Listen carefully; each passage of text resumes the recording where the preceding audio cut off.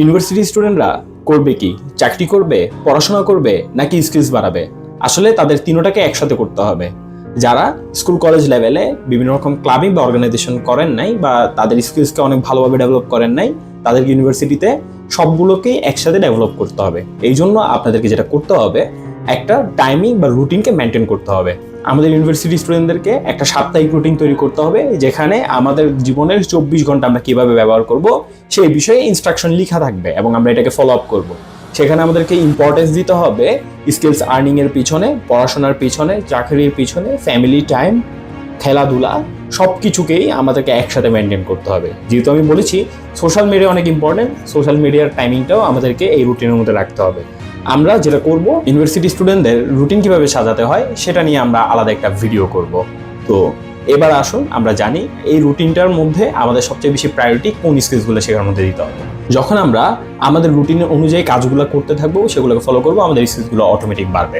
আমাদের যে স্কিলসগুলোতে আমরা প্রায়োরিটি দিচ্ছি সেটা হচ্ছে digital skills, human skills, academic skills and operational skills. এই চারটা স্কিলসকে প্রায়োরিটি দিয়ে আমরা একটা রুটিন তৈরি করবো যেন আমাদের স্কিলসটা বাড়তে থাকে। এখন আসুন আমরা জানি যে স্কিলসটা কেন প্রয়োজন। যদি আমরা চাকরি করতেই পারি, আর্নিং করতেই পারি, তাহলে আমাদের স্কিলস তো তখন প্রয়োজন নেই। একটা জিনিস মনে রাখবেন, স্কিলস কখনো একটা জায়গায় সীমাবদ্ধ হয়ে থাকে না, এটা সবসময় পরিবর্তন হতে থাকে এবং দেখবেন বাজারে নতুন নতুন স্কিলসের চাহিদা তৈরি হয়। অর্থাৎ আপনাকে স্কিলস সবসময় প্র্যাকটিস করতে হবে যেন আপনি নতুন নতুন স্কিলস আপনার মধ্যে নিয়ে আসতে পারেন। আসুন আমরা জানবো যে কোন স্কিলসগুলো শিখলে আমাদের কোন বেনিফিটগুলো হবে। যদি আমরা ডিজিটাল স্কিলসগুলো শিখি, তাহলে আমরা সোশ্যাল মিডিয়া, এসইও অ্যান্ড আমাদের যে টেকনোলজিগুলো সেগুলোকে ব্যবহার করা শিখে ফেলতে পারবো। আমরা যদি হিউম্যান স্কিলস শিখি, তাহলে আমাদের কমিউনিকেশন স্কিলস, আমাদের কথা বলার স্কিলস, রাইটিং স্কিলস, এগুলো অনেক বেশি বাড়বে। আর যদি আমরা একাডেমিক স্কিলস শিখি, তাহলে আমরা একাডেমিক স্কিলসের যে জিনিসগুলোকে অনেক বেশি প্রায়োরিটি দিয়েছি তার মধ্যে রয়েছে আইএস এবং ফিজিক্স, কেমিস্ট্রি, জেনারেল ম্যাথ, যেগুলো আপনারা করেন আপনাদের পড়াশোনা, সেগুলোকে অনেক পারফেকশন দিয়ে শিখতে হবে।